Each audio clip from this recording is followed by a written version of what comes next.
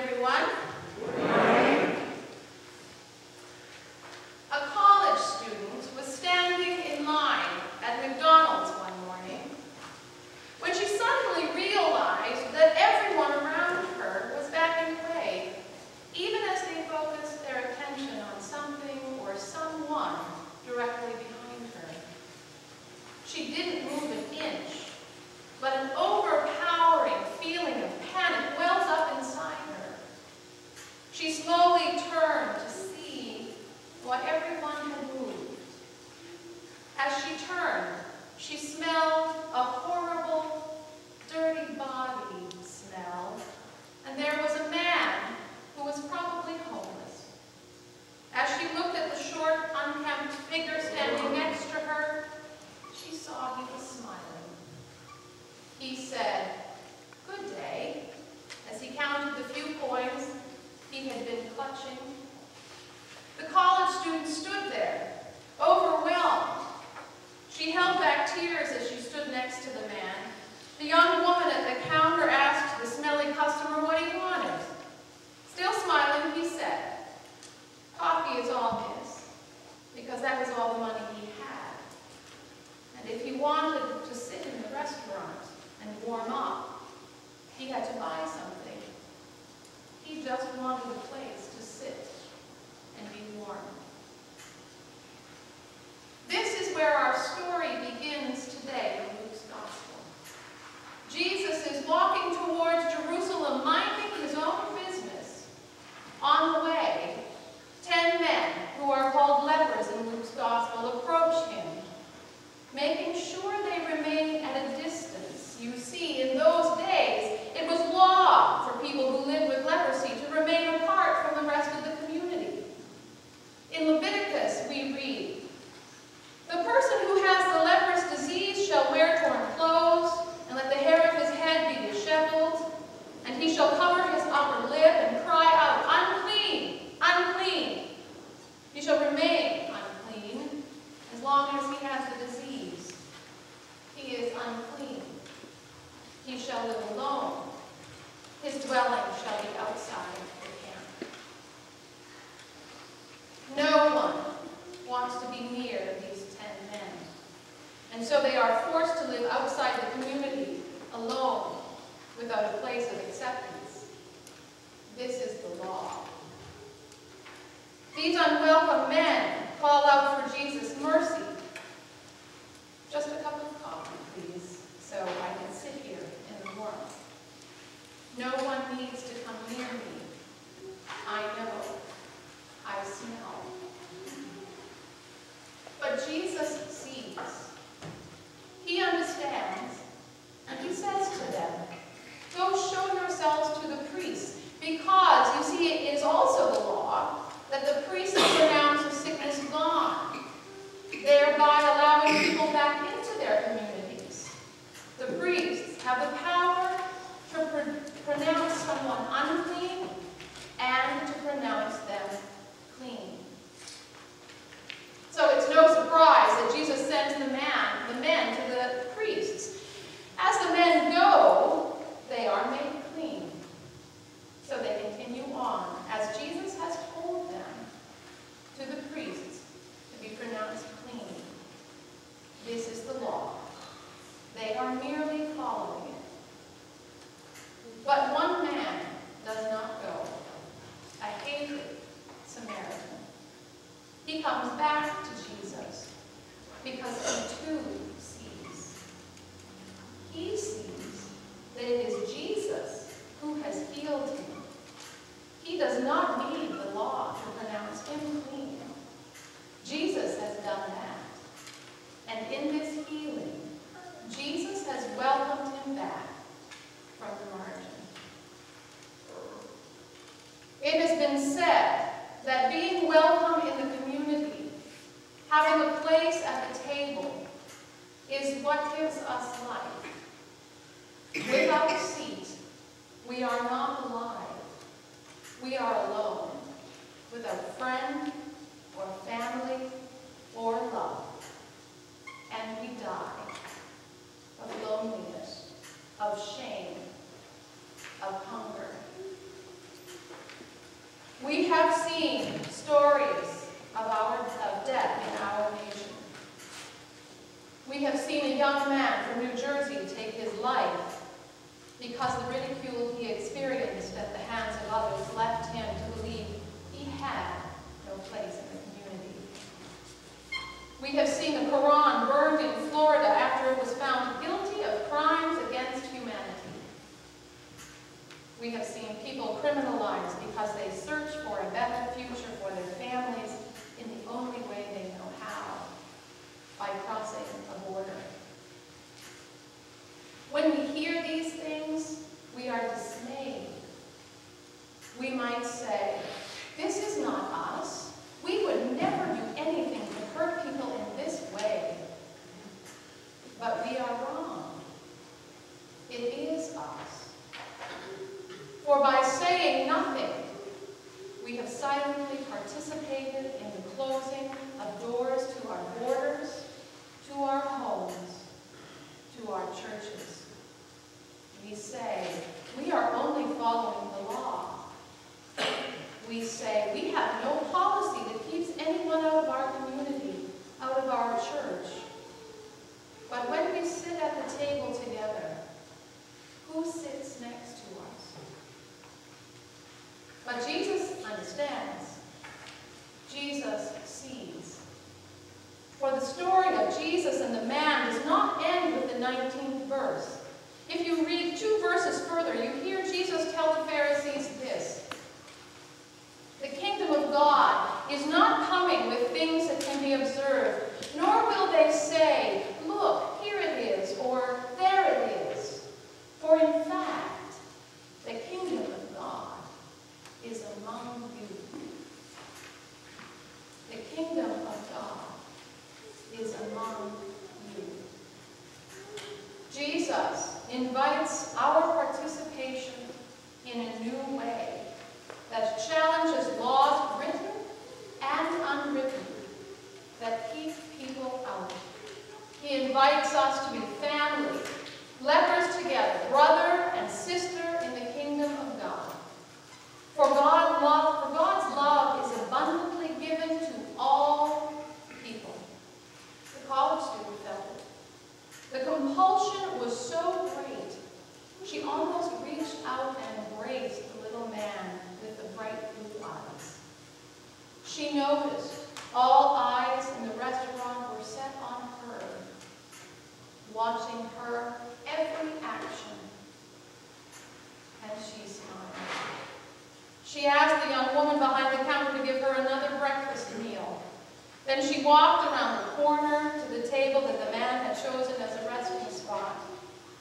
She put the tray on the table and laid her hand on the blue-eyed man's cold hand. He looked up at her with tears in his eyes and simply said, "Thank you. Lord, when was it that we saw you hungry and gave you food, or thirsty and gave you something to drink? Truly, I tell you, just as you did it to one of the least of these who are members of my family, you did it to me." Jesus has challenged us to see a new way. We too can make a place for people at the table. We too can be the givers of life by opening our hearts and minds to the people who are at the margins, who are vulnerable, who are ridiculed and alone. We too can proclaim abundant hospitality at the table. In fact, we must proclaim it. We too can be the kingdom of God. We have the invitation. The choice is ours. Will we accept it? The hope that we do comes from God. I pray we answer. Amen. Amen. In Matthew 5, beginning at the 14th verse, we read, "You are the light of the world. A city built on a hill cannot be hidden. No one, after lighting a lamp, puts it under the bushel basket, but on the lampstand, and it gives light to all in the house. In the same way, let your light shine before others, so that they may see your good works and give glory to your Father in heaven.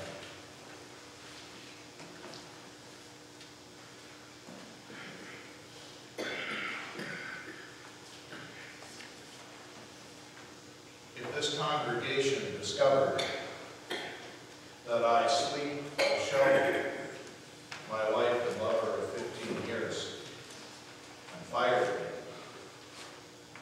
I wouldn't begin to know how to comprehend it. If, when Shelby and I arrived in Kentucky and they found out about us in the apartment complex, and they harassed us and tried to evict us, it wouldn't make any sense. If Shelby and I chose not to touch each other in public out of fear that we would be harassed, someone would say something or point or do something small or large that would ruin the night, it just wouldn't be right. It's Elkhart, Indiana, a city in the real world. And we are speaking of people who live among us who just might get fired if it was discovered that they sleep with their wife or their husband, their lover of perhaps 15 years. It's Elkhart, Indiana, a city in the real world, and we are speaking of people who live among us who might be refused a lease if it was discovered that they loved their roommate. It's Elkhart, Indiana, a city in the real world. And we are speaking of people who live among us who think twice about touching in public. That which is incomprehensible and offensive to heterosexual people is normal to men in our community. The declaration of affection that is held praiseworthy if you're straight is commonly understood to be reckless if you're gay. The humiliation of being turned away that would render me apoplectic is par for the course when you love someone with matching chromosomes. Now, in this church, we don't accept these values used in the world. For this, our God and our Creator approves us. Let that sink in me. For this, our God and Creator approves us, each of us. We have the approval of God. But is our obligation limited to people who come into our doors? Is our obligation limited to people who like to sing our songs? Is our obligation limited to people who believe even in God? Or might it be that we are the voice of conscience to the whole city of Elkhart? Some see open and affirming as special recognition. And I must concede that from one point of view, I suppose it is.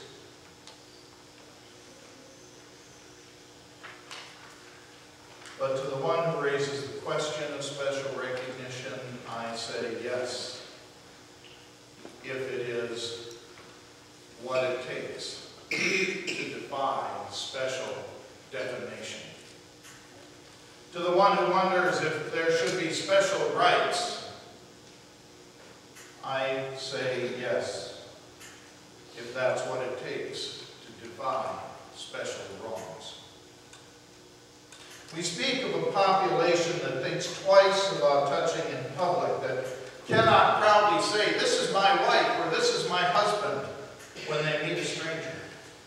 We speak of people who feel compelled at work to change the pronouns of the person they were with last night when they speak of the date that they went out on. I've heard people say, "I shouldn't have to say anything. This already is an open and affirming church."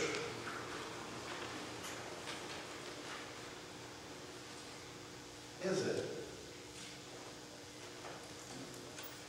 I've been the pastor of an open and affirming church for 10 years. Can you guess what we thought about the Lutherans who claimed to be gay-friendly? Or the Episcopal congregation? Or the disciples?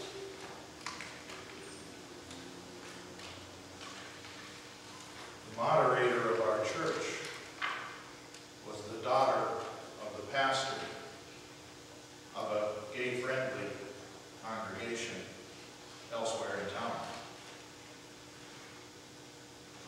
It was determined in the family that it would be best if she went somewhere else.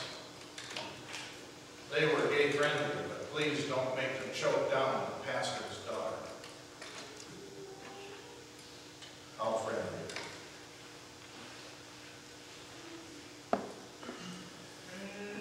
In our church, we simply said, if you don't say it out loud, it isn't true. We learned the difference between a church that says we are welcoming of everyone and a church that has covenanted to be open and affirming. I was riding in the car with the moderator of our congregation. It was a year and just a little more into the financial disaster that started for us in 2008. We had lost the lease. The pressure on the small churches was incredible. One church in 4 closed in Las Vegas between 2008 and 2010. The big ones were able to simply reduce staff, but the little ones, like us, with a single pastor and no staff,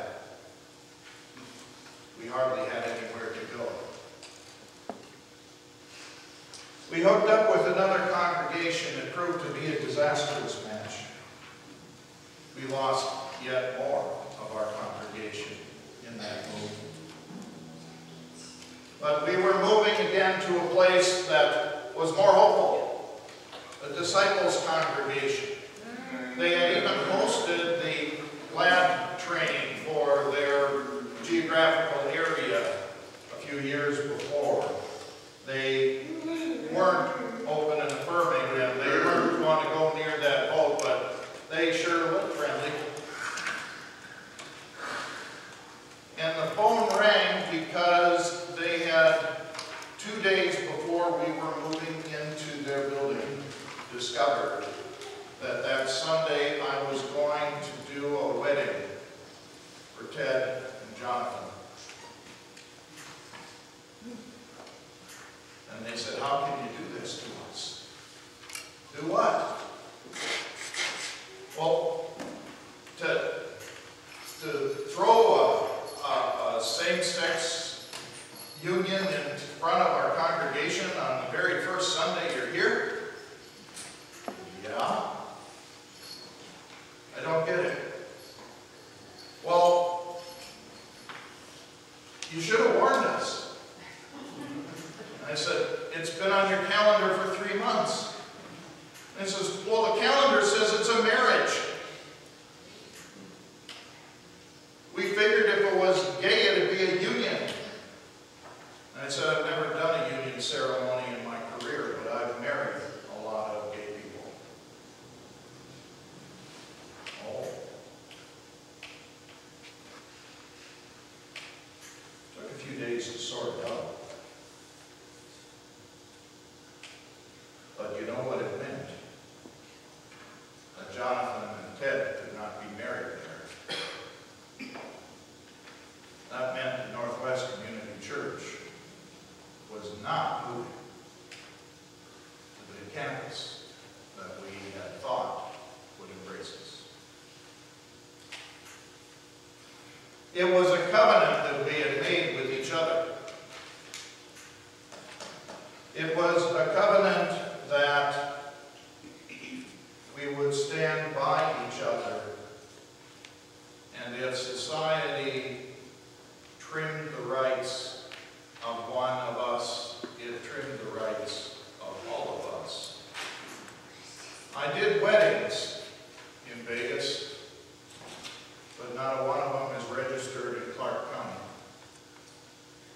Because if I couldn't do a legal wedding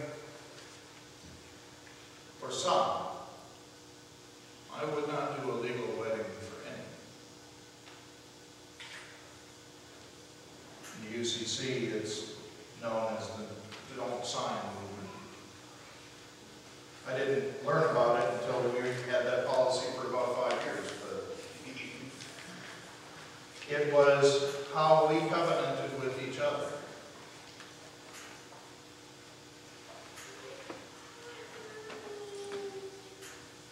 Friendly, opening, welcoming is wonderful. It's not decisive. And the congregation that was gay-friendly was sorely, sorely challenged. Ted and Jonathan had their wedding elsewhere. Their congregation promised never to interfere that way again, and we did, in fact, move in the following week. But what I would say is that what we experienced as a congregation is what members of the GLBT community experience ever so frequently. The promise